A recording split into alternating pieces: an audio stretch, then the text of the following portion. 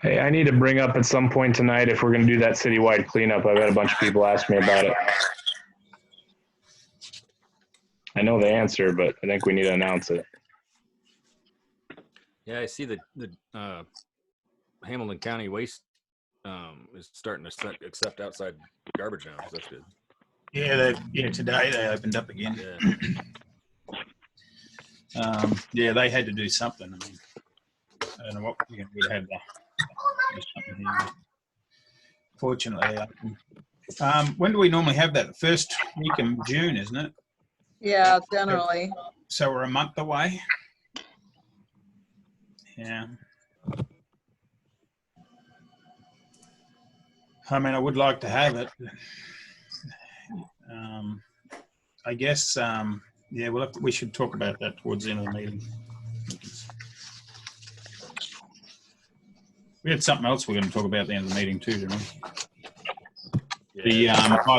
The Des Moines Street closure. Yeah. Yeah.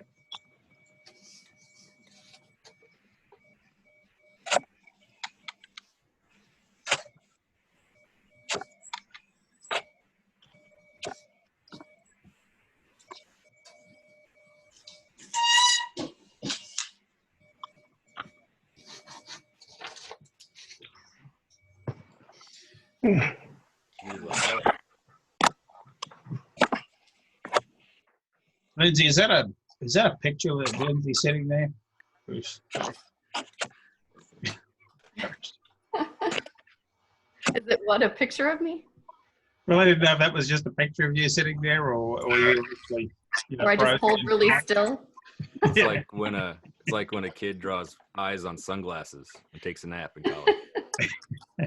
Put a still image of you sitting in front of your desk. Yeah. All right, we're live on Facebook and recording, and it's 6 o'clock. So. It's 6 o'clock. You want to start? Yep. Everybody's with us, okay? Okay. I will call the May 4th, 2020 City Council meeting to order. Due to the COVID-19 concerns, the council is holding an electronic meeting utilizing Zoom. Iowa Code Section 21.8 outlines the guidelines to hold an electronic meeting. There are valid concerns that an in-person meeting is impossible or impractical. Due to the COVID-19 concerns and social distancing recommendations, an electric meeting is being offered. Please go to www.webstercity.com to access the Zoom link to the meeting or call in by phone at 1312-626-6799. The meeting ID is 854-46-59-5981. And the password is 777226.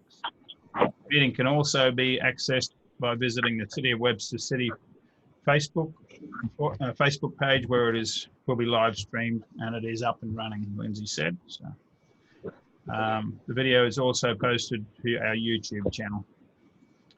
So we'll do roll. Well, do you want to approve the? Oh, we could do roll call.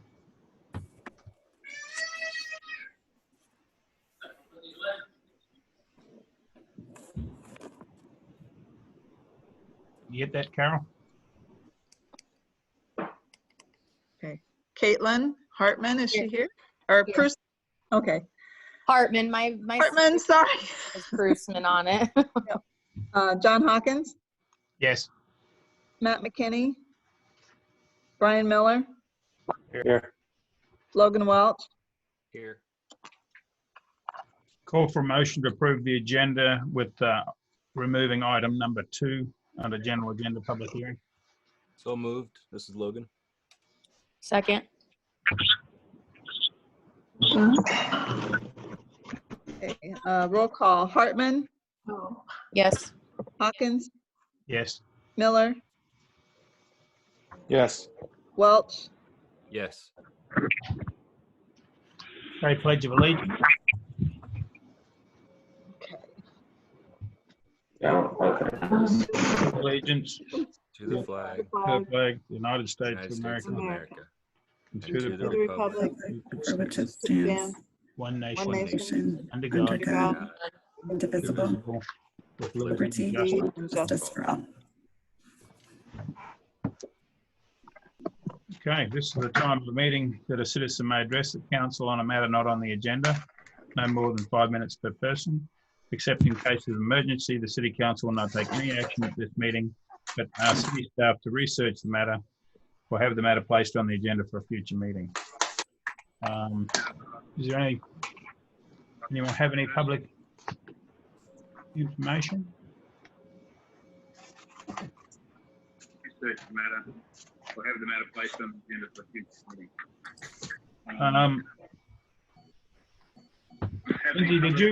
Lindsay, did you want to mention the applications on this for our grant? I'll just, I guess, let everyone know that the committee completed their review of the applications on Saturday, and the council has been provided the list of approved awards and award amounts, and we should be notifying the recipients of those outcomes tomorrow. Okay. We had 59 applicants altogether, wasn't it? Something like that, and it came, the award amounts total 150,000. Yeah. Okay.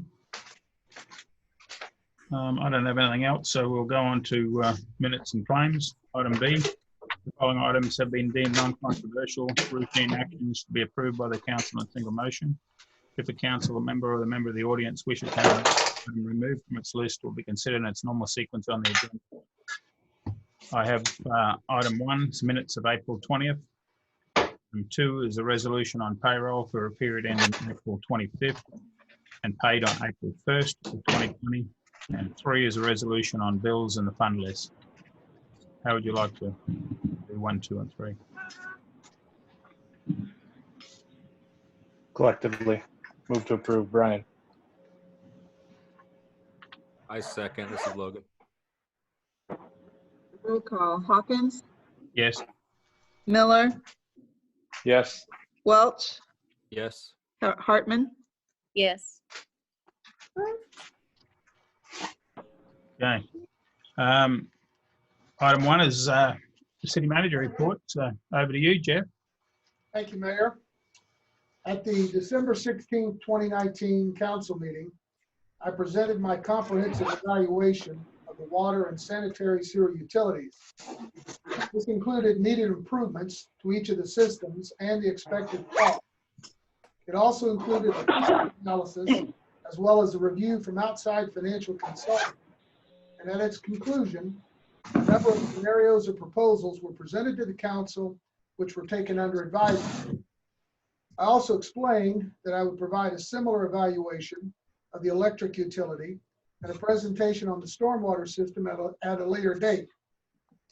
The timing of the evaluation of the electric utility as well as the preparation of the presentation on the stormwater system has been ongoing, but like most everything else, has been impacted by the COVID-19 pandemic. In regards to the electric utility, as I believe most Webster City residents and businesses are aware, the city entered into a wholesale power agreement in 2011 to purchase power through relationships with Cornbelt Power Co-op and NYMECA, which is the North Iowa Municipal Electric Cooperative Association. Municipal utilities are some of the most valuable assets the city can own. The benefits of a municipal electric utility include: 1, it's locally owned, means local control. Residents and business owners use power provided by a nonprofit, locally owned utility, and rate setting and capital project decisions are made in City Hall rather than at state agency or a corporate boardroom. 2, it keeps dollars in the community. Your bills are paid to the city rather than an investor-owned corporation. That's millions of dollars each year that stay in the city. And 3, reliability. Municipal electric utilities have less than half the outage duration than the national average electric provider. Almost all new development is dependent upon properly managed utilities with available capacity. Just as was done with the water and sanitary sewer utilities, the operations, infrastructure, and fiscal side of the electric utility are currently being reviewed, including the rates and rate structures. In addition, I'm recommending that the city contract with an outside consulting engineer to explore other cost-saving or efficiency options that the electric utility may undertake. Within a utility, these periodic third-party studies or reviews are important and necessary. In the 8 months or so that I've served Webster City as city manager, I've been made aware of many issues, concerns from residents and businesses on a variety of topics, including the need and the projected cost of a new wastewater treatment facility, as well as the rates or rate structures of all the city utilities. The mayor and council have made it clear that these issues are a high priority, and city staff and I are striving to address them in a timely fashion. Thank you, Mayor. Thanks, Jeff. Item 3 on the agenda is an appointment of Dave Ingstrom to the Civil Service Commission for a 4-year term from April 6, 2020 to April 1st of 2024. Carol, he's just been... He reapplied. He's currently serving an unexpired term when another member left. And he reapplied, and he was the only application that we did receive. Okay. And It's good. Beth says he's done a nice job filling in, so. Yeah. So call for a motion to approve. So Dave moved. Ingstrom. This is Logan. Second. Roll call. Miller? Miller? I Did we think he lose- said he might have to get off of his computer and get on his phone. Are you there, Brian? Yes. Okay. Welch, Yes. Hartman, Yes. Hawkins. Yes. Okay, item 4 on the agenda is recommend approval of issuance of a beer and liquor licenses by the Iowa Department of Commerce for the following: renewal of a Class E liquor license, Class B wine permit, Class C beer permit, and Sunday sales for High B at 823 2nd Street. And B is a renewal of a Class E liquor license, Class B wine permit, Class C beer permit, and Sunday sales for Casey General Store, number 1828 at 1300 2nd Street. Call for motion. So moved. Second. I'm assuming we're moving to award them both. Yes. A and B. A and B. Roll call. Welch, Yes. Hartman, Yes. Hawkins, Yes. Miller. Yes. Yes. Yep. Got it. Item 5 on the agenda is a motion setting time and place for a public hearing on budget amendments for the 2019-2020 budget for May 18 at 6:05 p.m. I don't know if we need Jody to. It's pretty straightforward. So Yeah, it's just setting the public hearing, and Yep. at the public hearing, you can discuss whatever yeah. questions you might have. I move to approve. I'll second. Okay, roll call. Hartman, Yes. Hawkins, Yes. Miller, Yes. Welch. Yes. Okay. Item 6 on the agenda is setting a time and place for a public hearing on proposed plans and specifications, proposed form of contract and estimate of costs for 713 2nd Street facade renovation project for May 18 at 6:05 p.m.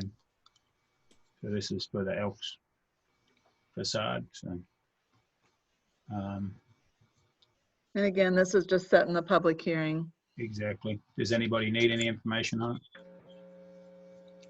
Nope. I move to approve. I did have some people ask me if this is a community or a city match loan, and to my understanding, it's not, correct? Correct. It is not. This was a CBDG funds. So. We need a second. I I'll will second. second it. Okay, roll call. Hawkins, Yes. Miller, Yes. Welch, Yes. Hartman, Yes. Okay, item 7 is a resolution setting up time and place for a public hearing on a continuation of a citywide urban revitalization plan for residential tax abatement for May 18 at 6:05 p.m. There is a change in the resolution. It should read on May 11th, 2020, the Planning and Zoning Commission will consider continuation of the existing plan for another 3-year period instead of that they have recommended, because they haven't met yet. So That's right. just approve the resolution with that change. And then when we hold the public hearing, that recommendation will be made probably at that time. Yeah. That makes sense for everyone? We'll call for a motion. So moved. Second. Is that you, Logan? Yep. Okay. Roll call. Miller?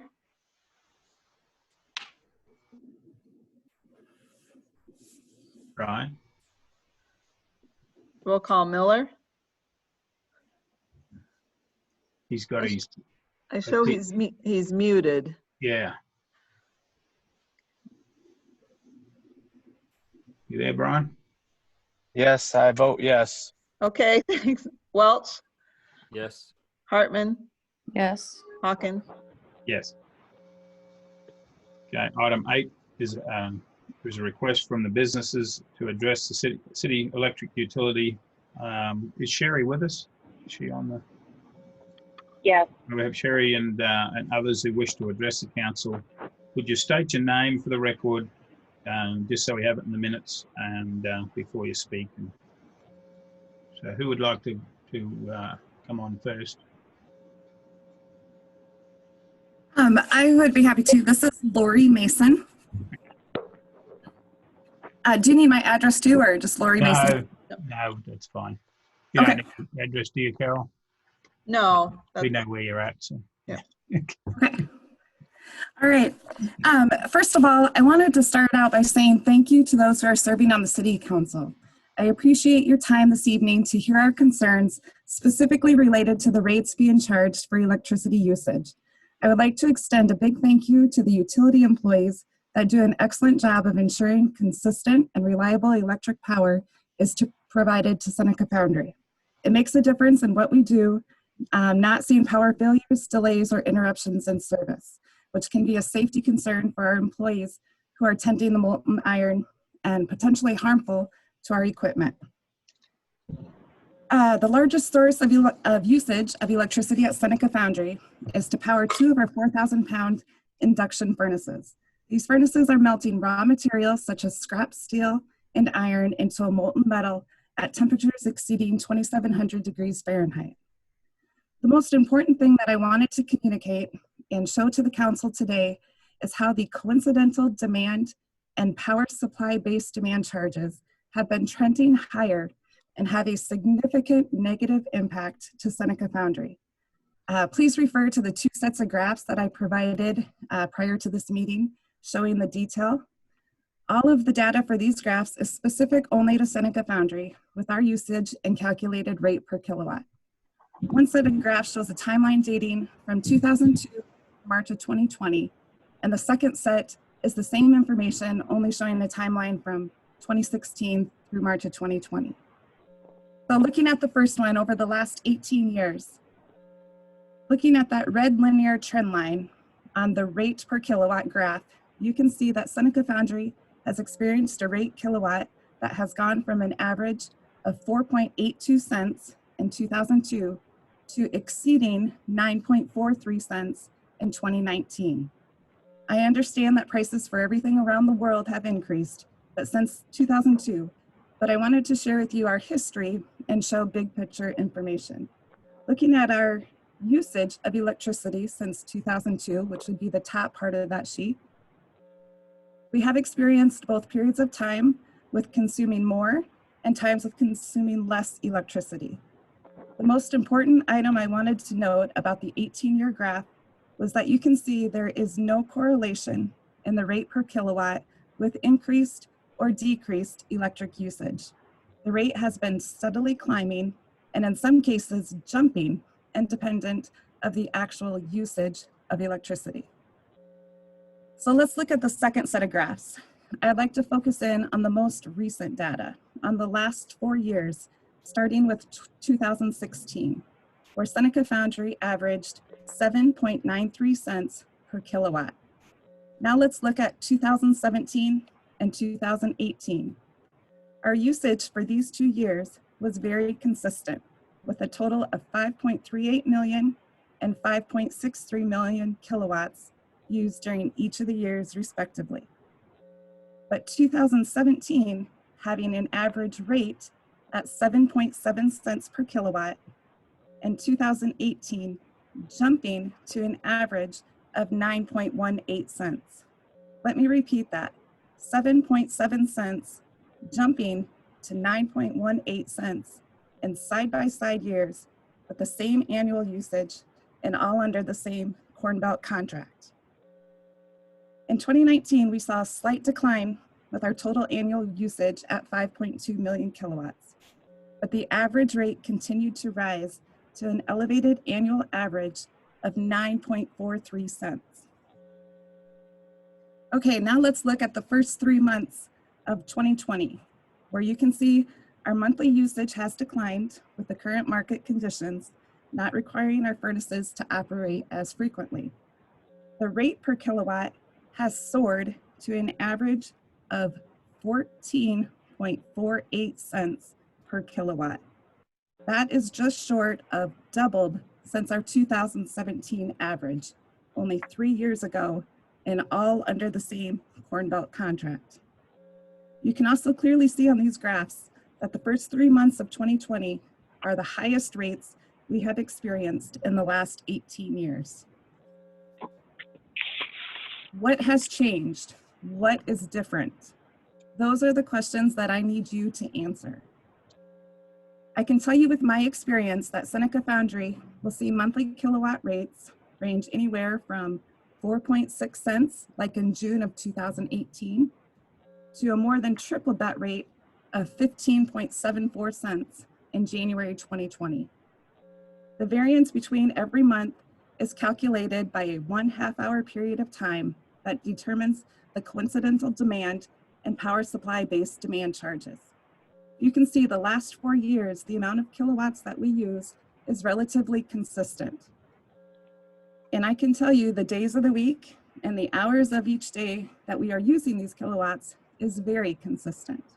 And yet we get coincidental charges that are determined by what everyone else in the Corn Belt region is using for power, something we have absolutely no control over and is completely unpredictable. It is typically, but not always, determined by the coldest days in the winter and the hottest days in the summer. For the spring and fall months, it's determined by rain or no rain. Maybe there's additional grain dryers running, or maybe it's a very mild, consistent day in the spring or fall, but there still is that 1/2 hour of every month for the determined coincidental charges. Coming to you this evening is not my first attempt at trying to control our electrical rates. Seneca Foundry has been working diligently with research and implementing things we have the ability to control for a long time. When we look at purchasing equipment, we take electrical usage into consideration before making decisions. We monitor the coincidental peak very closely each month to try to minimize the negative impact, amongst many other items. Monitoring the peak is extremely time consuming. It takes away resources that could be focused on other areas of our business. And as the last 3 months has proved, it is not effective because we continually experience these high penalty charges for these 1/2 hour peak times. Seneca Foundry has opened its doors for Corn Belt to be at our facility several times over the last year, and Jeff Sheraton has been communicating with any potential help that he is able to give the last several months. Just a couple weeks ago, Corn Belt, Jeff, and myself were on a Zoom meeting as I was inquiring specifically about the impact the March 2020 coincidental peak had on Seneca Foundry. During this meeting, it was brought up that specific to the peak charges, Basin passes along the cost to Corn Belt, who passes along the cost to Webster City, who passes along the cost to Seneca Foundry, and other industrial users.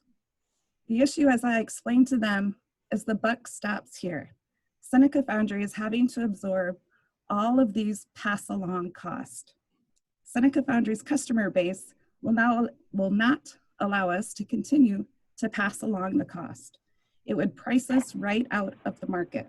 We would not be competitive enough with price to keep work from moving to another foundry, moving that revenue out of Webster City, out of Hamilton County, and most of the time out of Iowa. In 2019, I participated in an informal survey with multiple other foundries, as well as all of us were closely working on electrical rates. This particular discussion was prompted by another foundry in Iowa who is provided service by Alliant, and they were trying to combat the rate increase that was happening with Alliant. Their results showed that they would be increasing from an 8.18 cent rate to a 10.5 cent rate with Alliant, but would have experienced a 7.5 cent rate if they were able to obtain Mid-American as the provider. At the 10.5 cent rate with Alliant, this foundry had serious concerns of sustainability, because again, that is not something that we can just pass along to our customers. Another foundry in Iowa stated with Mid-American, they do have rates of 6.5 to 7.5 cents per kilowatt. I do not have the provider information at this time, but a foundry in Alabama reported rates of 3.5 cents. One in Pennsylvania reported 4.5 cents. One in Wisconsin reported 7.78 cents per kilowatt. Seneca Foundry was experiencing 9.43 cents per kilowatt through Webster City with electricity provided by Corn Belt, significantly higher than comparable foundries. As you can imagine, it is near impossible to stay both price competitive and remain a profitable, viable business when competitors across the nation have to pay considerably less on electric utilities. Next to labor, electricity is the single largest expense incurred by most foundries. Since the rate cannot be passed along to our customers, Seneca Foundry absorbs the cost, and it comes right off the profitability of our bottom line. The only way we can continue to remain competitive is to work on continuous improvements, lean, reducing cost, and eliminating waste from our processes. My expectation is that the city is also doing their part in working on continuous improvement, lean, reducing costs, and eliminating waste to minimize the burden the additional charges have on the customers of the city, its industries, commercial businesses, and residential customers. Personally, I do not have enough information to state that Mid-American is the answer, although I do believe it is worth the time and effort to continue to explore, as the knowledge I have at this time leads it to being a very viable option. I do believe there could be other options as well, and my expectation is that you, members of the City Council, are well educated and informed and should be pressing very hard to find additional options in controlling the kilowatt rate that Webster City businesses and residents are experiencing. I have opened up and shared with you in great detail this evening of how not controlling the rate negatively impacts Seneca Foundry. I gave you detailed information because I need you to see what I see. If you simply look at the city ordinance at the established industrial rates, you do not see the detail or the impact behind what those rates are hiding. You cannot see the impact of coincidental kilowatts each month that are controlled by hot days in the summer and cold days in the winter. The ordinance does not point this information out to you. So I hope that I have given you something additional to consider tonight, and that you move forward with taking the time to put the overdue and needed effort into opening up options for your customers, the businesses and residents of Webster City. Seneca Foundry has been a part of Webster City since its inception more than 110 years ago. As a company, we have supported the city in countless ways. I am urging you to do the same in supporting your customers, your businesses, and your citizens. One of the core values at Seneca Foundry is to do the right thing. And in our team meetings, we often talk about the right thing is usually not the easiest thing to do, but requires thought, action, and stepping up to ensure the right thing is done. My closing thought is for you to ask yourself if not making any changes to that kilowatt rate is the right thing to do. Thanks, Laurie. Does anyone have any questions for Laurie at all? You covered a lot there, Laurie, and I appreciate the detail. That is, eye-opening how much fluctuation that has to your rate, depending on outside influences. So, I ask this just for knowledge. This is not any type of rebuttal or anything, but has Seneca Foundry looked into any? Obviously, you mentioned in your address to the council that every time you buy some new machinery, you try to get energy efficient, and you kind of weigh out what that effect will have on your electric bill. But have you looked at any other energy saving or alternative energy options to curb that a bit? All right, like specifically a generator, are you referring to? Yeah, any type of production or, Yep. or efficiencies or whatever. Yeah. Yes, we have. And we have several quotes on putting this equipment in, a couple different options on how we can run them. So to answer your question, yes. But is there a reason that I have to invest additional money and do workarounds or something that my expectation is the city should take care of? Because it's not just Seneca Foundry, it's all of us. So good point. To answer your question, my top priority is making sure this is a viable business. And that is something that we're looking into, but that is going to cost an additional significant investment on our part to try to save on the kilowatt rate. Is that maximum kilowatt rate you've got in January this year, Laurie, was that from the peak demand for that, or most of those from the peak? Yep. So all the fluctuation that you see in the rates throughout the month comes from that peak, that half-hour peak that's established each month. And so it depends on how much we were drawing during that one specific half hour. It sets the rate for the entire month. Yeah. Okay. Well, I agree with you that I don't think you should have to put that infrastructure into run a generating system to generate power for yourself that we ought to be taken care of. So. And why the last 3 months have been just astronomically high. My expectation is the city is going to look into that because I do not understand how this could be happening. I don't understand how you can sustain that sort of rate. I mean, that's just through the roof. Yeah. That's like me paying $5 a gallon for diesel. So, right. Yeah. Right. Okay. Do we have any other of the businesses on that want to talk at all? Is Brent or Monty or Sherry on at all? Yeah, I'm here, audio-wise. Brent Johnson with Tassel Incorporated. Did you want to talk at all? I guess I'll confirm a lot of the information, or I guess the scenarios that Laurie was talking about. We do have a small location in Waterloo, Iowa that is serviced by Mid-American.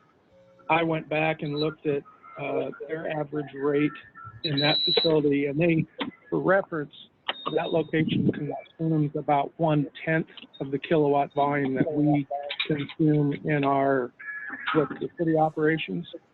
And the average rate at our Waterloo facility in 2019 was a little over 8 cents a kilowatt hour, 8.1.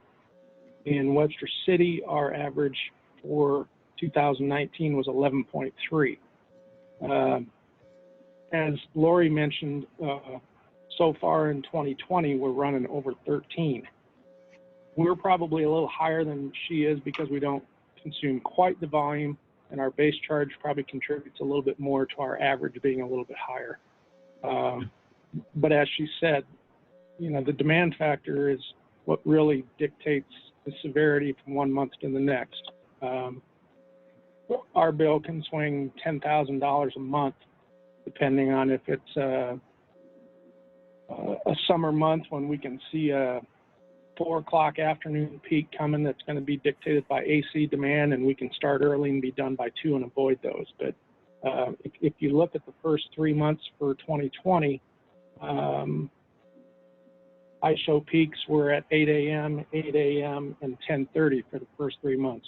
Operating a commercial industrial business, there's not a lot of flexibility operations-wise when the peak is hitting you between 8 o'clock in the morning and 2 o'clock in the afternoon. That is the thrust of any business's, production workforce. Okay. Laurie, has that changed the peak? Has that changed its when it used to be? You know, is it more all over the place now to what it used to be years ago? No, it's an 8 o'clock in the morning and a 10:30 in the morning is pretty typical.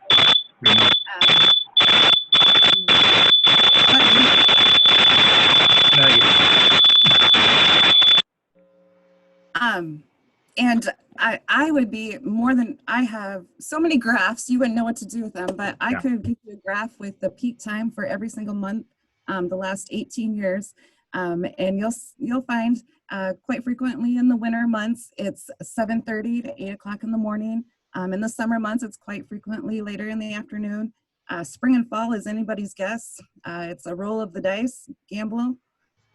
Typically I lose those months. I don't win. Is I guess it's, is it the same? Yeah, so let's go back to the first 3 months of January.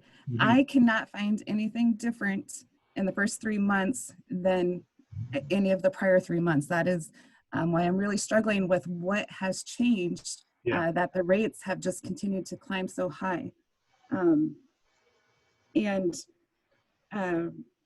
So I mentioned I was on a Zoom call with Corn Belt specifically related to the month of March. I was questioning the date that they stated the peak occurred because data that I had showed it should have been a different day.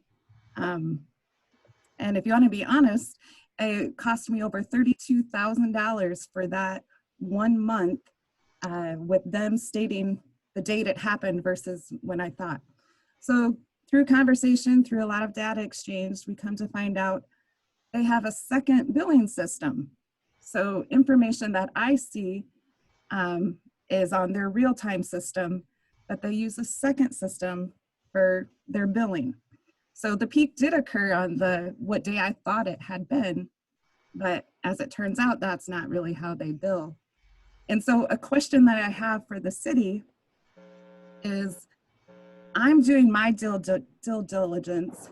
I'm tracking this information. I'm trying to minimize the impact to our business, but are you doing the same? How come I was the only one in Webster City that questioned information provided by Corn Belt on when the peak was? Mm-hmm. What is the city doing to audit that invoice from Corn Belt? What is the city doing to ensure that they are following this contract appropriately? Those are all questions that I feel should be answered. Yeah, it's a valid point. Yeah. Yeah, no, I agree, Lori. I mean, our relationship with Corn Belt is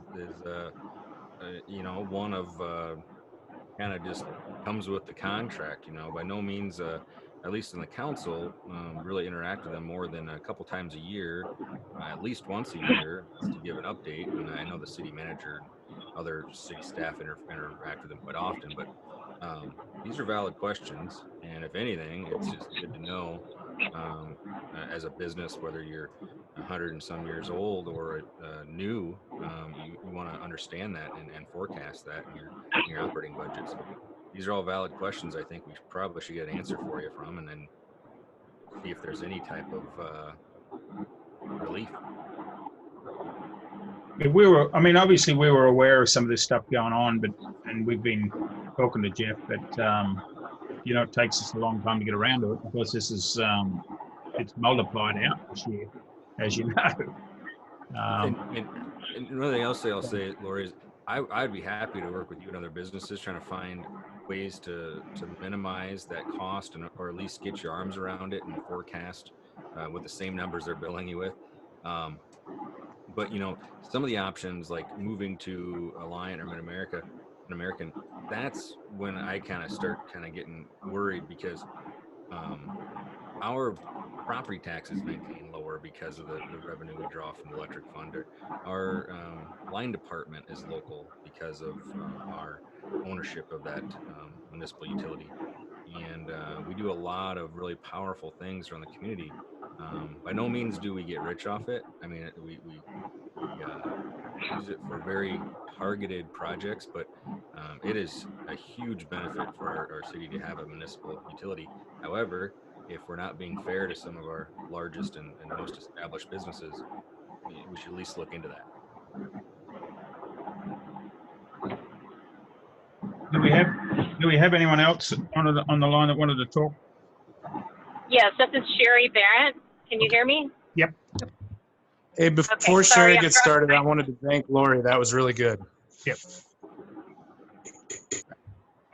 Yes, thank you, Lori, for that wonderful opening.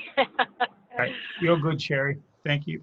Yeah, I'm driving, so I don't have quite the eloquent information that I can read from since I'm driving, so I apologize for that. But I do want to raise a few points, and that is I provided some information, and comparing to other cities, the Fairway study back from 2011, and then again in 2019, clearly shows, to Lori's point, that Webster City, the city of Webster City, is not competitive on our electric rates. So in 2011, of all the Fairway stores at that time, Webster City was the 4th highest electric rate of all their stores. And so I wanted to get a comparison because as our rates are increasing, and we're also a very large user of electricity, we have now in 2019, when I contacted Fairway and asked for what the rate structure is, we have now moved into the 3rd worst position of all the Fairway stores in their city electric rates. So it clearly shows that we have a long ways to go. And it also shows that there are a number of individual cities that have their city utilities that are not near as expensive as Webster City has, and the rates that Vantech is being charged as well. So that doesn't mean as a city utility it has to be astronomically expensive. Now, I don't know who they're getting their utilities from, but Corn Belt also is a heavy coal base.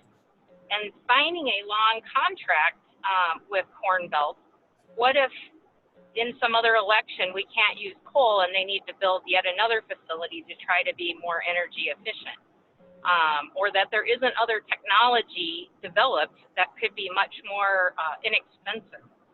So I don't think we need to have to worry about all the debt payments and the assets, et cetera, because we don't need to cover that cost.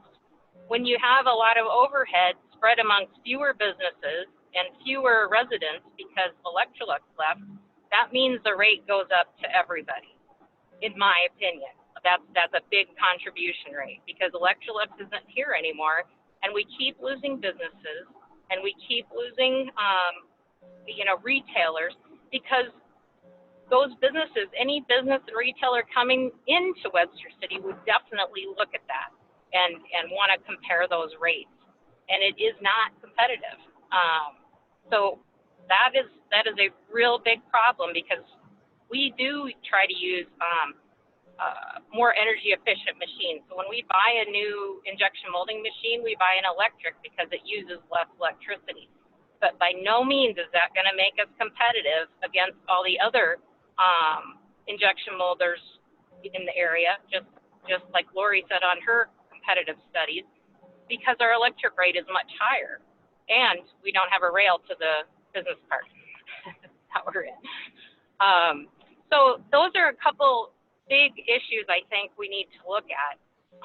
And I know these studies have been done. There was a study done back before this contract was signed, and they take a lot of time. And even back in 2007, Mark Gillette said this in one of his newsletters I came across, was we keep doing those studies, but it seems like we're just trying to make people feel good in the city rather than doing what's best for businesses.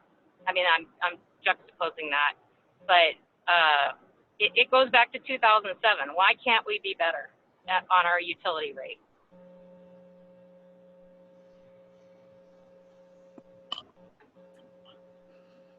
So that, I mean, I'm just asking the question, why can't we be better? We have to, and like Lori, we have to reduce our costs year over year to our customers. And when costs go up and profits go down, businesses do not stay in Webster City. But you can't lower your costs every year and stay in business, of course. I mean, I'm in business myself, and I sure as hell don't lower my costs every year to everybody.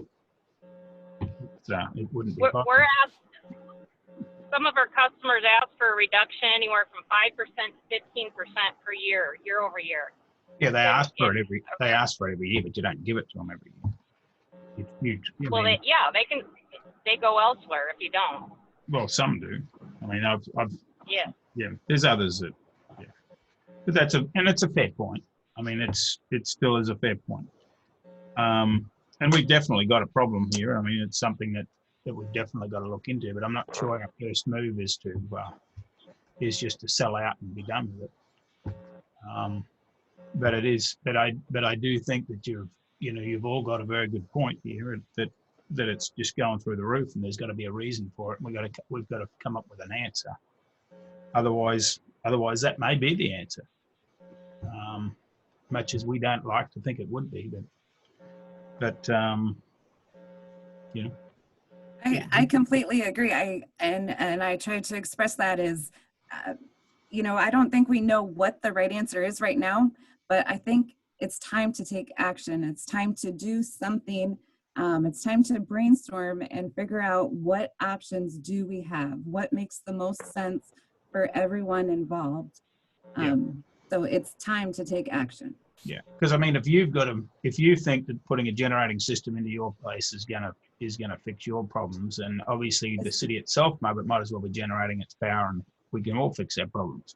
So then we'd be sharing that. But and that might be some of that. Maybe that's an answer, but we're definitely going to have to do some definite urgent. And also, I would like to reiterate auditing the Corn Belt. What has something changed in their system? Has something changed in their invoicing? Are they following? Yeah, that does seem odd that you would suddenly get that problem, and they turn around and say, "Oh, by the way, we've been doing that differently, and you didn't know about it." I mean, that's. And they claim that's how they've been doing it for a long time, but I heard of it. Like, yeah. What? So, every time I talk to them, it seems to be, there's always a surprise. There's always something new. It's like, oh, I didn't know you had a second system for billing. There's just always something. They just always have a good. There's always an excuse. Yes. Thank you. I don't like excuses. Yeah. So it's time to really audit them and look at them as well. The city doing their due diligence, making sure that they are being invoiced properly before passing along those costs to the industries and the residents. Yeah, and maybe that's obviously, where we obviously just pass through the peak demand is just passed through. We don't charge anything extra on it. It's just passed through. But perhaps that's our biggest, if that's going to be our biggest problem here, then yeah, maybe we are going to have to look at it and go, well, we're going to have to suffer part of this ourselves. If that's what. And one more point on the pass-through cost. Um, I think it would be fair to share information on what the city has billed and how those are passed along to, I know the ordinance details out commercial, industrial, residential, but I would appreciate additional information on exactly how that all works for a better understanding of it myself. Okay. All right. Well, We have anyone thank else you. who wants to Thank talk? you, Lori and Sherry, and for sharing this and bringing this to our attention. And like the mayor, just said, I think we should, look into this. And I think you both are probably welcome at the table here too, if with any type of negotiation or discussion of how. And the mayor may be onto something here if there's some type of peak demand subsidy based around your usage or some type of rebate on our piece of that handling of the kilowatt hour. So I'm looking forward to digging into this, and I greatly appreciate the information and the time you gave. And that peak demand nearly doubles the electric rate. 1 hour a month doubles your electric bill each month. It's really substantial. Yeah, and we do have some options, that we can. I know Mid-America is willing to buy out that contract and our assets and get us that lower rate. So it's not like we can't do that. yeah, but I wouldn't take that as my first option. But yeah, we know that's possible. And that I only say that purely from what you said. So, but I don't know that that's our best option first up. But obviously they already said they don't want to have us to be part of them. They don't want to have any part of that, which does make you wonder is why they wouldn't. But obviously they want to take their own profits and run with them. They don't want to share them with us. So,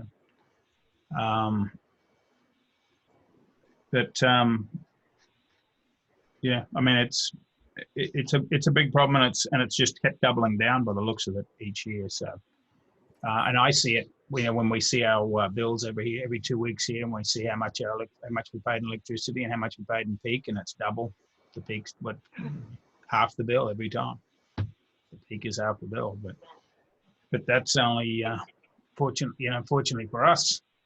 We're not like you where you're selling a product and you've got to make you're making a profit off your product that you've already done the deal on. So. I'd be interested to hear Mr. Sheraton's perspective, I guess, from somebody who's relatively new to the community. We've kind of lived with this methodology for a while as multi-decade business managers in the community between Sherry and myself and Lori. Jeff's come in from a different area. I don't know if it was an area that had a municipal-owned utility or somebody that was serviced by somebody else, but sometimes I'm interested to hear a different perspective. I would certainly add in Indiana, there are about 60 communities that own their own electric utility, but it's a very different setup in that there's a large collective that purchases power on a much larger scale. So it's very difficult to compare the situation here in Webster City or in Iowa to Indiana. Do you view it as competitive? I'm sorry? Do you view the community's rates as competitive? In Iowa, here? Yeah. You're talking about the Webster City rate? It's certainly not as low as I would have expected from the municipally owned utility, but there are, I've spent a lot of time reading and researching and trying to understand exactly the situation that Webster City is in. There's no one answer.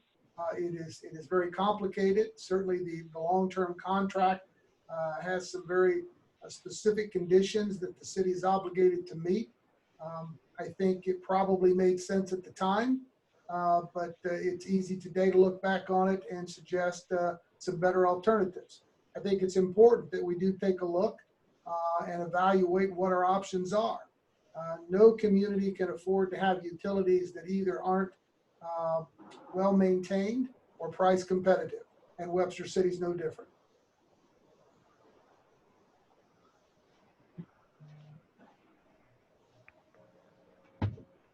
Can I answer your question, Mr. Johnson? Sure. I think I guess I take from your answer that you do think it's a very important thing for us to be looking at and Absolutely. I think I've made the point multiple times that utilities are one of the most important assets for a community, and they have to be properly maintained, and you have to have competitive rates. And we're dealing with a large investment in a new wastewater treatment plant, and our electric utility, we're trying to review it top to bottom. Corn Belt, I've worked with Corn Belt, I've worked with NYMECA, and it's certainly not a simple fix. Let's put it that way.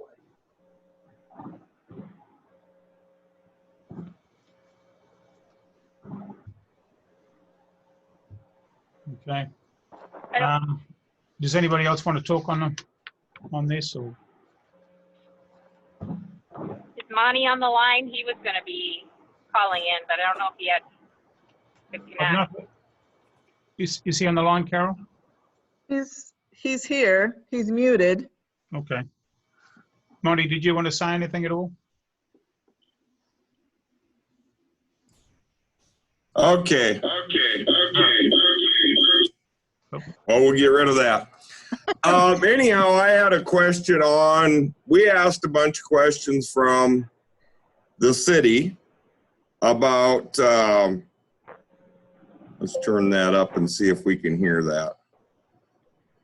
Can you hear me okay? Yeah. Yeah. Okay.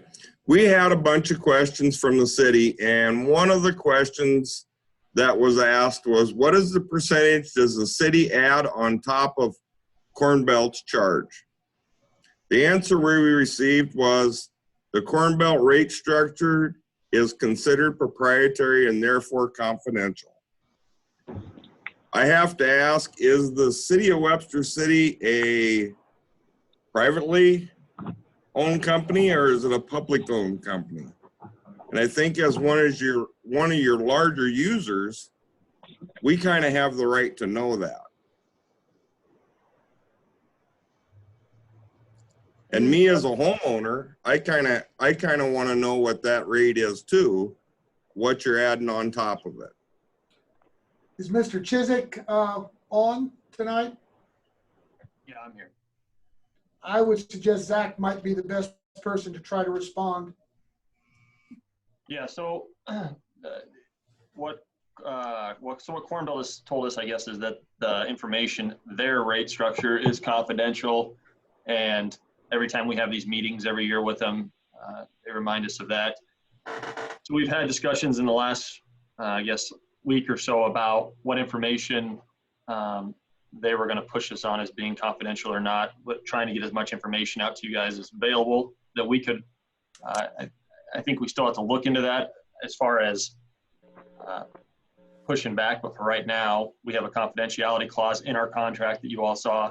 We got the contract out to you guys as quick as we could. And for right now, they're telling us that they're going to argue that that is confidential. So it's kind of a back and forth. Without some transparency, it's kind of hard to come up with a decent solution. Yeah, and I'm not disagreeing with that. I'm just telling you where they're at as far as their position goes, and as far as the contract says, we have to run those types of things by them. It specifically says pricing and pricing and strategy are their two biggest pushbacks as far as what they want to keep confidential for their members. Okay. I don't know why you'd say that's hard to. Why you would say that though? I mean, that's what their rate to us is. I mean, we're not. Are you assuming that the city's putting way too much money on top of what they're charging? What is your assumption there? Is it? Well, we don't know what that charge is. That's the whole deal is we don't know what that charge is, and I respect that if you have a confidentiality agreement with Corn Belt not to say anything. Well, we can go from there, but to me, I think that rate should be known. You're a public entity, not a private one. Yeah. And then on this coincidental charge that we keep getting charged for, that's, you know, it's double our electric rate. Every time, every month, it's twice as much as we get. Now, I don't know for sure about all this, but currently I don't think Corn Belt or the city of Webster City has the ability to read our meter remotely. That's correct. Yes. So how is the city in Corn Belt obtaining the reading on the month's highest hour? Are they driving out here and getting the readings each hour? No, For they the run five to six times that Corn Belt is on the high peak demand. They're in a building up in Humboldt, and they have a full room up there that somebody sits in and watches the way the whole peak is taken throughout the whole system. That's how the peak's picked. That's how the peak is picked, but how are they deciding what our charge of that peak should be? It's irrelevant. It's just what the whole area does. That's how the okay. peak is selected. It's whatever your peak demand for our whole system. That kind of answers my question on that. If it's on the whole, it has nothing to do with what Webster City itself does. Supposedly, it's the whole system itself. So, let's say every time we go on to a peak demand, the 5 to 6 times a month, we shut down our entire plant. For that 1 hour, 5 to 6 times a month, it's going to cost us a fortune. But if we do that, are we still going to get this coincidental charge? I wouldn't assume you would. If you were closed down, you wouldn't have power bill at all. But that's what I'm assuming too. So if we try and reduce our rate for this 1 hour. Well, Sherry would know that because she's already been doing that for years, haven't you, Sherry? I'm not Sherry. Sorry, Laurie. Laurie's been doing that for many years, haven't you? Yeah, I don't mean to interrupt, but I do have something to add. So it is very relevant on how they're collecting the billing for this half-hour period of time, because the rate is based on each of our industry's specific usage during that 1 half-hour period of time. So the question Monty is asking is, how are they collecting that data for each half hour on each individual customer? Because I'm going to be billed differently than Vantech is billed because our usage is different for that half hour. Mm-hmm. So I know there's a report that's delivered, breaks it down by each half hour of the month, but how exactly are they collecting that information? I honestly don't know. Or is it, maybe it's an average of our total monthly usage or something, and they're just averaging that in. It has to be actual usage. It is. Well, that's a good question to ask, and that may be one of the first questions we ask Corn Belt. It's actual usage. It's actual. Laura, you probably get the same report I do. 30-minute increments every month. But the report I get, from my understanding, I could be wrong, from my understanding, is specific to Seneca Foundry. So the report that Vantech would get would be different. Correct. It is. Is this anything that these smart meters would improve, Jeff, or not? No, one of the things we learned recently with working with Lori is the SCADA system that Corn Belt uses that feeds the information to the individual companies on the peak is a different system than the actual billing. And while the SCADA system is extremely accurate, it is not as accurate as the other system that they use to bill. And so the difference, as I recall, in the month of March, because Lori and I looked into this very closely, and as she explained, we had communication with Corn Belt. There was a difference of, I believe, only 230 kilowatts, which is a very, very small amount for the overall system in the time and date that Lori thought was the peak based on the SCADA system versus what was actually the peak. Did I describe that accurately, Lori? Yes, that's correct. And so that 230 kilowatts made a $30,000 difference $32,696. Why would that be? Why would that much end up being that much? Did they answer that? Because we were operating at full production during the 1/2 hour that they stated the peak occurred, compared to where I was trying to minimize it on the date which was correct with the SCADA system, did not have production running. And so it's based off the entire month. I was trying to minimize my cost and not run production on the alternate day. Turns out there's a very minute difference in the second billing system. $32,696. So Marty is correct in that they must be able to read something about why your output. They have to be able to read each of us individually somehow. Yeah. But it demonstrates the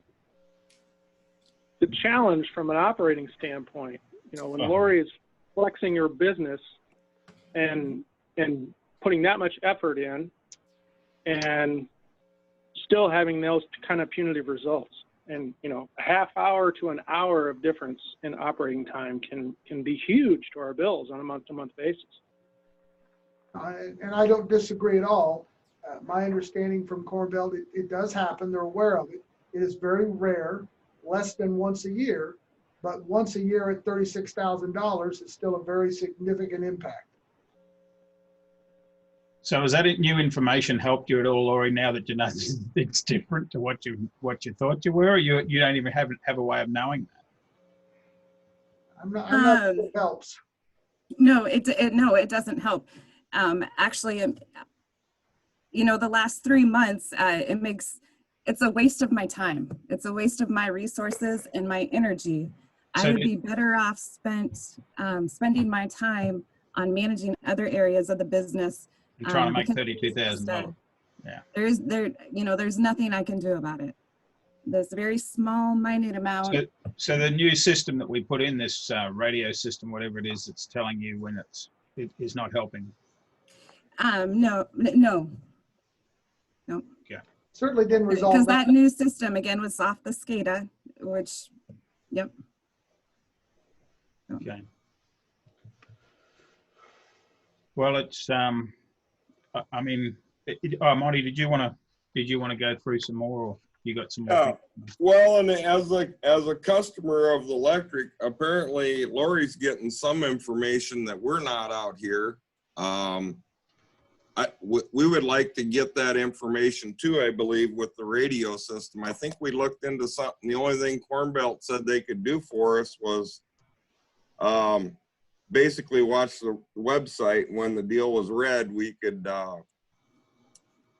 turn on a red light out here or something. Well, if we had better data, maybe we could slow or not start a press for a certain given time to try and save on money. Yeah. And money, the website is what I monitor closely. So that light signal just is a trigger to, hey, you better go watch the website real closely today. So it's ultimately the website that I'm getting all my data off of. Okay. And then I wanted to speak a little bit on reliability. Since April 1st of 2016 to April 9th of 2020, we've lost power or been single phased a total of 33 times. And that is only during the daylight hours.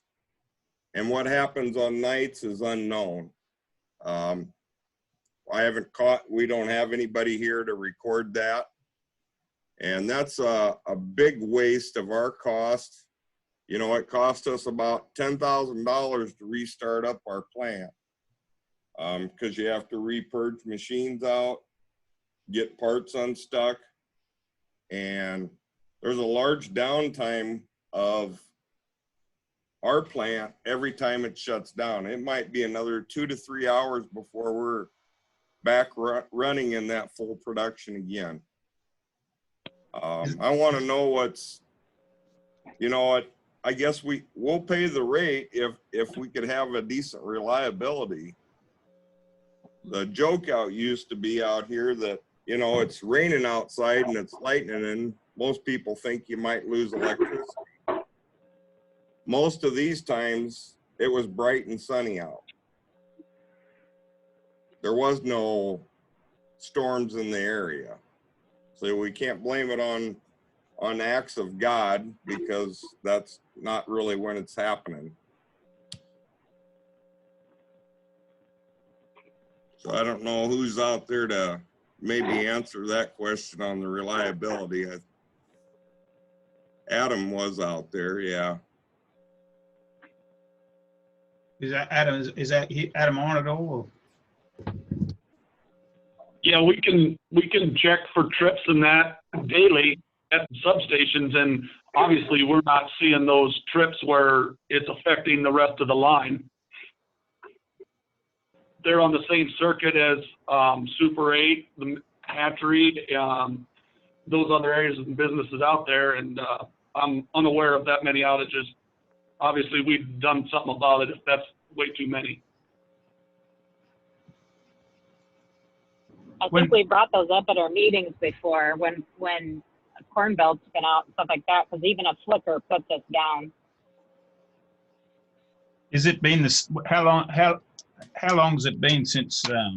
You know, is it better this year, or is that April 9th same? Or April 9th was our last outage. I can look that up for you. Yeah, but have you had how many this year? I guess. Well, I'll have to look up, but I can say the last outage was April 9th. Right. Was there something particularly went on April 9th? So it looks like that is the only one of this year. Okay. So maybe we had something going on there a while back, did we? I know that we had squirrel in the thing and whatever at one stage there sometime last year and whatever, but maybe it was the year before. But yeah, because I wasn't aware that there was that many times that unreliable. But because generally, Yeah, I would have thought affected the hospital was a squirrel was the report I got. So kind of an act of God. Can we deduct each of those from our coincidental demand charge at $10,000 a pop? And $10,000, when you really look into it, of what it costs you to restart the plant and the amount of plastic you lose, is probably cheap. That's just a number we're throwing out there. Yeah.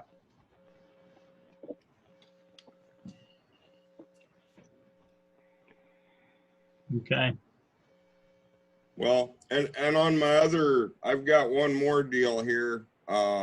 Personally, at home, I don't want to see my rates go up either. I don't want to see it just be turned into where we spread the cost over to all the residential or the other commercial people in town that don't get this coincidental rate.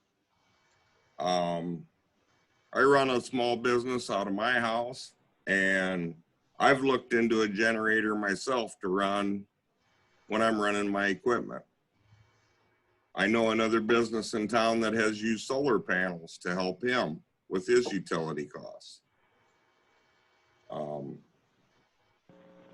You know, and for my bill to be as high as it is probably out of the ordinary for most people. Of a family of even 4 people, I use more electricity than that on a given month when I'm cutting. So I'm looking into it myself, and may have a large generator sitting in my driveway to power my house. And I know others are looking at it too. I don't know that that's legal in town, is it? I don't think you can actually do that at your house. But anyway, that's for another discussion. Yeah, that's a whole nother discussion. Solar panels, though, we can take care of those.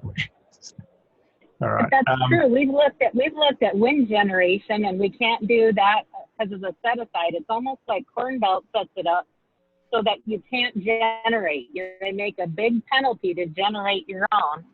And, even bringing in, gas-powered generators or going to natural gas or, a microgrid. What would happen to the city rates if all the businesses that are left in town to get off this expensive electricity would do to the rest of the city? So that's something else you got to look at in your studies and comparisons. Is that's a whole lot more overhead spread amongst residences, which is not exactly fair when there's something else available that you don't have to do that.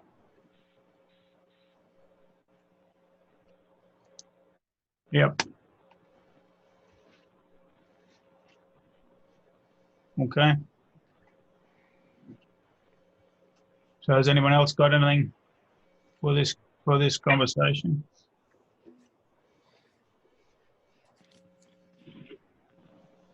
Well, we'll move forward on this, and we'll definitely be pushing this a lot harder and finding out some more answers, and we will still see if we can get you the information that you've asked for here, even the confidential stuff, and we will get you some answers, and we'll keep working on this, and hopefully we'll have some answers here in the next meeting, if not the one after. So we'll see how fast this thing can move. But obviously we were already doing some moving on to this. Jeff has known about this for some time. It was one of the things that he was throwing when he came on board. But as we had so many other things as well, it wasn't his priority. But I think the way it's gone, it's now becoming a priority. So if anyone else hasn't got anything, I'll be moving on to the next item on the agenda. Would like to thank everybody that came forward, though, and it's all good information, and definitely warranted. So Thank you for letting us participate. thank you. Thank you. Okay.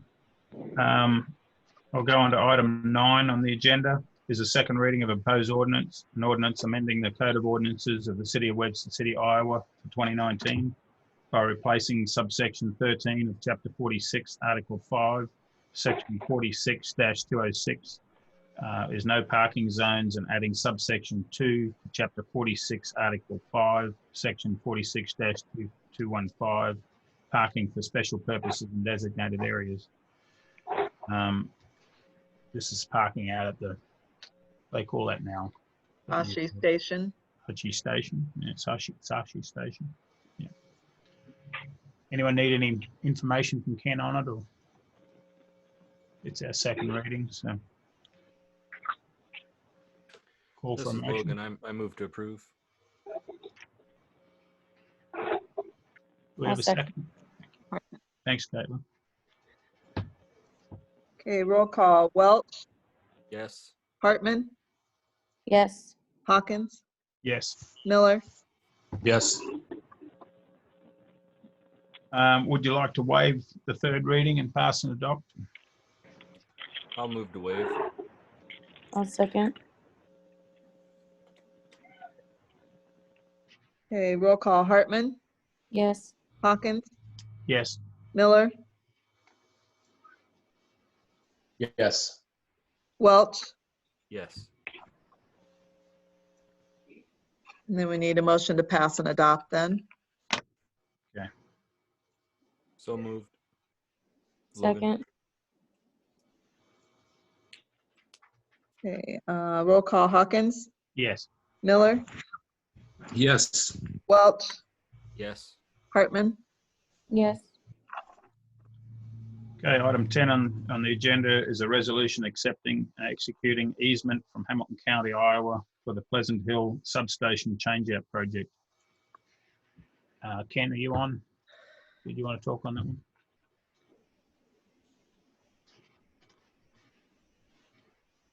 Ken, are you on there? I don't think he is. Okay. Does anybody have any questions? I guess it was fairly. I should be on. Ah, you're there, Ken. Yes. Can you Okay, hear me? there he is. Yep. if you have any questions, I can try to address those questions. This is to upgrade or an update that substation that feeds Pleasant Hill line. Yeah. Putting anti-squirrel cages around it, I hope.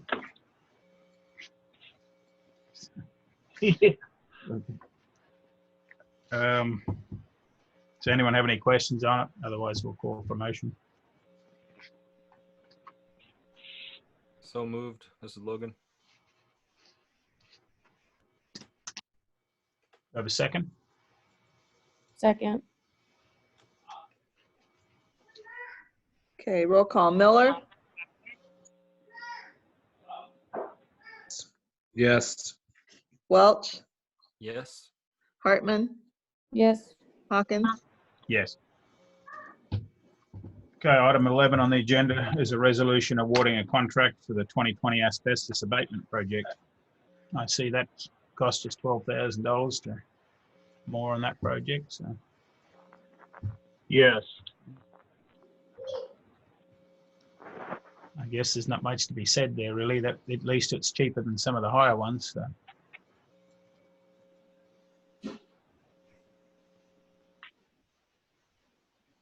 So does anyone need any information on that one? We'll just call for motion for it. So moved. But I'll second. Okay, roll call. Welch, Yes. Hartman, Yes. Hawkins, Yes. Miller. Yes. Item 12 on the agenda is to discuss the style of banner brackets. So Jeff, back over. Yeah, thank you, Mayor. As you may recall, the city was approached by a parent of a graduating senior about an opportunity to recognize the graduating class in light of so many of the traditional activities being canceled. And so they're looking to purchase banners with each of the seniors on them to display throughout the community. They were offered at least two options. We could either have banner brackets that would go on the street lights at a higher cost, probably around $5,000, or a lesser expensive bracket that would sit on the ground. So I've asked staff, we're looking into making sure we have enough to be able to display at least half, if not all, of the graduating seniors at one time. I don't have the exact number yet, but I guess I'd like some feedback. I think the consensus from those I've talked to that the brackets that would go on the street lights might have more value throughout time, or opportunities for the city to put other types of banners and so forth on the street light. But I wanted to get some feedback from the entire council on which direction to pursue. Well, this is Logan. I agree. I think if we had them on the streetlights, it would, you know, serve multiple purposes, seasonal, other events, you know, opportunities like this in the future, what may come. So on the ground, I mean, I guess the benefit of that is I'm assuming they're more mobile. You know, however, I just don't see them really being utilized as much for other events. So even though there's a greater cost for the pole mounted ones, I think we can, you know, use them and justify that difference. Okay. I should have some final numbers by the end of the week. I'd agree with that. I think that, you know, we'll get a lot more use out of them if we put them on the poles. And, but, you know, there's no, if you think that we need both, then we can go that route. So, because I'm sure this probably won't be the last time they'll do this. It's a good idea for them, so they'll probably do it again. I mean, they'll get used. Right. I was under the impression that when we agreed to get the higher quality light poles, because the cost was so much more significant, that the hardware would just be included. Didn't we say that that was part of it? Yeah, that is correct on the new light poles that are part of the 2nd Street project on the west side. I'm talking about the light poles that are on 2nd Street and on Superior. So this is the existing poles, not the new poles that are coming in, because you're correct. The new poles that were purchased for the Second Street project will have banner brackets already on them. Okay, and you said the numbers would be approximately between $3,000 and $4,000. I'm thinking probably closer to 5 to get enough to display all of the banners. Okay. All right. Thanks, Jeff. Yes. Anyone else? I will come back to the council with a final number before making the purchase. Okay. I'm sure we don't have much time left though, and we're running out of time for the students. But yeah. My understanding is lead time on ordering the brackets, we can get them fairly quickly. Okay, good. All right. Anyway, well, I guess just a heads up, Mayor. Did we need to circle back to the public hearing? No, that was canceled. We canceled the. Yeah, we can't. That was taken care of. That was. I'm sorry. I still saw it on the agenda. I just okay. Oh, that's fine. No, that's fine. That's item. The item 2 was taken care of. So, yeah. So we got item D, reports and recommendations of officers, boards, and commissions. We got any committee reports? Nobody's been able to meet unless you're on Zoom, and that's not very exciting for the kids, that's for sure. So, unless, but I guess, did you want to talk about the Des Moines Street closure? Yes, sir. We did. Thank you, Mayor. The city, as you recall, received a request to close Des Moines Street last Sunday from 10 till noon. And the church had forwarded a letter to the city requesting that be extended to the end of May. The letter reads, in light of social distancing, and I apologize, the letter was received today, so it was too late to be on the agenda. In light of social distancing with the COVID-19 pandemic, the Webster City Church of Christ would like to be able to gather outside of our building on Sunday mornings and are requesting that the street be closed on Des Moines Street between the church and the bridge from 10 a.m. to noon Sunday mornings through the end of May. We appreciate your consideration of this request and want to do our part to keep our city healthy. Thank you. I don't have a problem with it. It probably went smooth enough, did it? I wasn't down there, but obviously I would say it went smooth enough for everybody. Yeah, I'm happy to see the initiative and the innovation from that church, and I don't think it's really slowing any traffic per se, because there's really far less. So I'm fine with it to continue. We just pretty much need a consensus that since it was too late to be an agenda item, and then we'll just follow through with it. This is Brian. Sounds good to me too. Okay. Thank you. We got a consensus. Thank you very much. That's all I have. Yep. The other thing we have is discuss the city cleanup, whether we're gonna, it's a month away, wouldn't it normally be, Carol? Yeah, usually it's around the 5th, 6th, 7th, 8th of June. I'm not sure. My opinion is I don't see a way we can do it and fall within precautions. It's just too messy of a situation. It's too soon to be, yeah. I can't see us in a month being clear for that. Again, I don't want to open up a can of worms here, but there is ways. It would be kind of difficult and tricky, and we might even have to revert to how we used to do it. But if we did a curbside, there'd possibly be a way to go about that. But again, I know it's a can of worms. I know we've steered away from that because of the bad apples, I misuse that. But anyway, something to think about.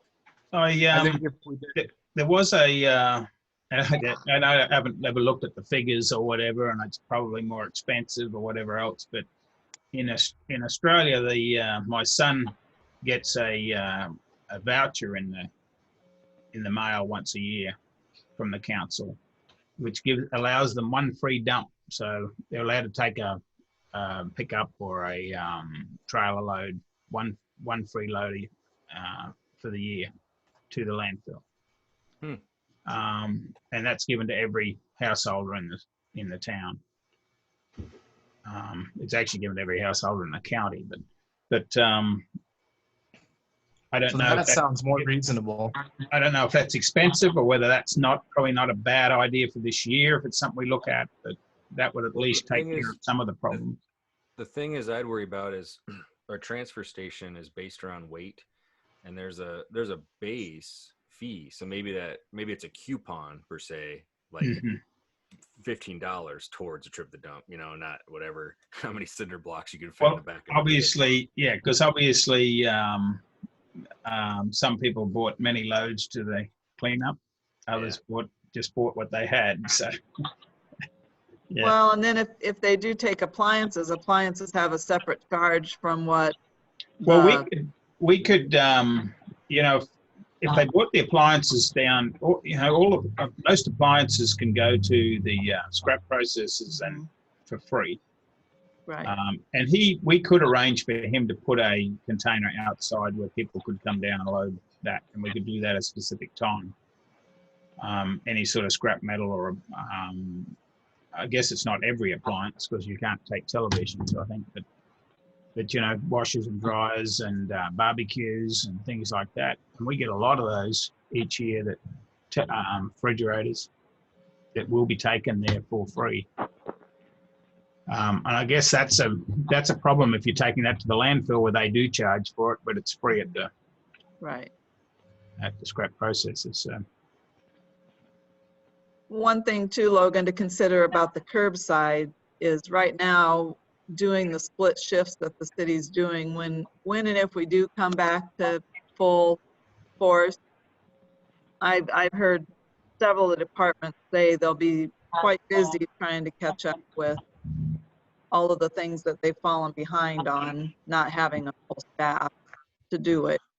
If we could get all volunteers to do it, it'd be great. But I don't know as that would happen either. No. Sure. So I would like, based on what Carol just said, I would like to talk do we have a discussion on a potential game plan to get City Hall back staffed and going? Beth is working on what that might look like. To my knowledge, no other city in our area is at that point yet. What I suggested is that we would reevaluate on May 15th and see where we are in terms of the pandemic and the testing and so forth. At this point, I think we're erring on the side of safety. If the mayor and council wish us to move quicker than that, certainly just give us direction and we'll do that. But at this point, I think it's working well the way we are. Obviously, we can't do that forever. As Carol pointed out, we've only kept the essential services going with the reduced staffing. But I guess I would like. Go ahead, sir. To me, we're not restricted. I mean, there's nothing saying we can't, but I'd like to hear what the managers have to say. I don't know if they say it to you and then you get it to us. I can certainly, I'm on a list. I know we're surviving. I just would like to know what they'd prefer to be doing. Okay, I can check with some other managers.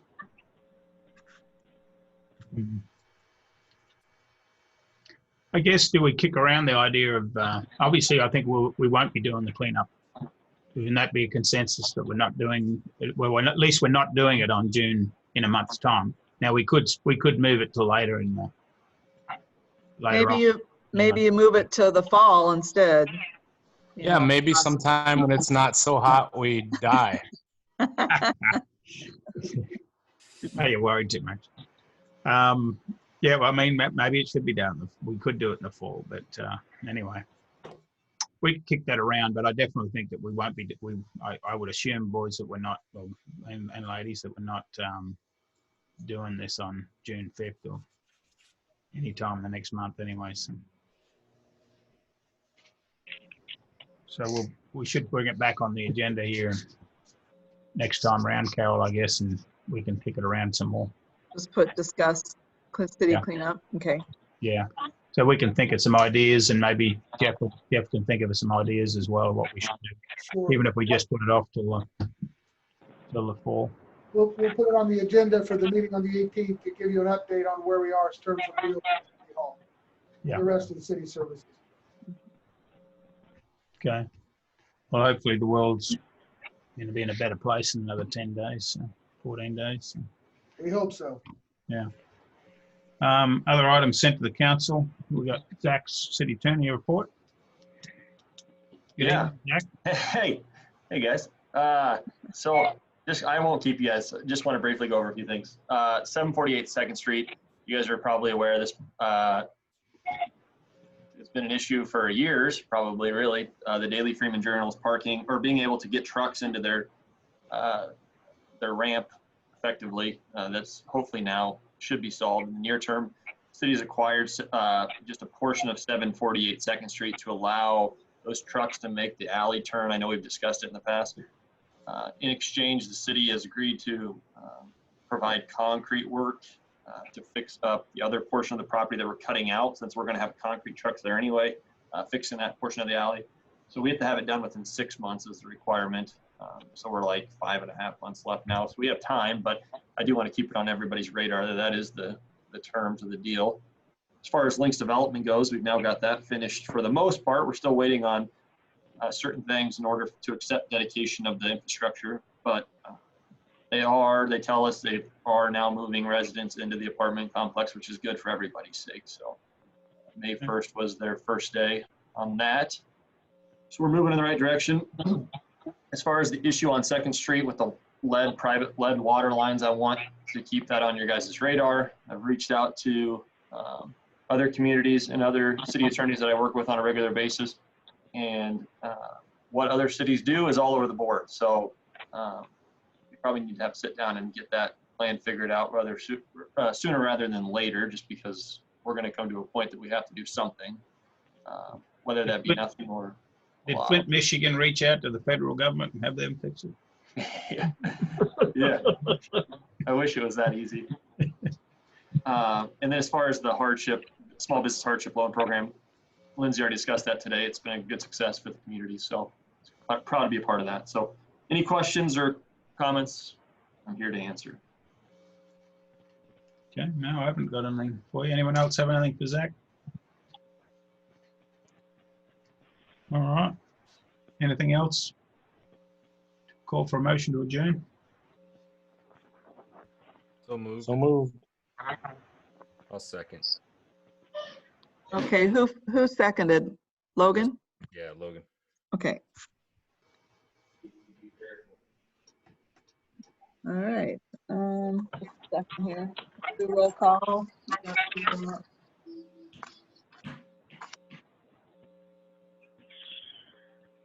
Okay, roll call. Hartman? Yes. Hawkins? Yes. Miller? Yes. Welch? Yes. Okay. Okay. Thanks, everybody. Thank you, Laurie, and everyone else that's on, because great job. So we'll do the best we can. Keep moving on this. Appreciate it. Thank you guys for listening and for your consideration. Okay. Good night. Good Night, everyone. Thanks.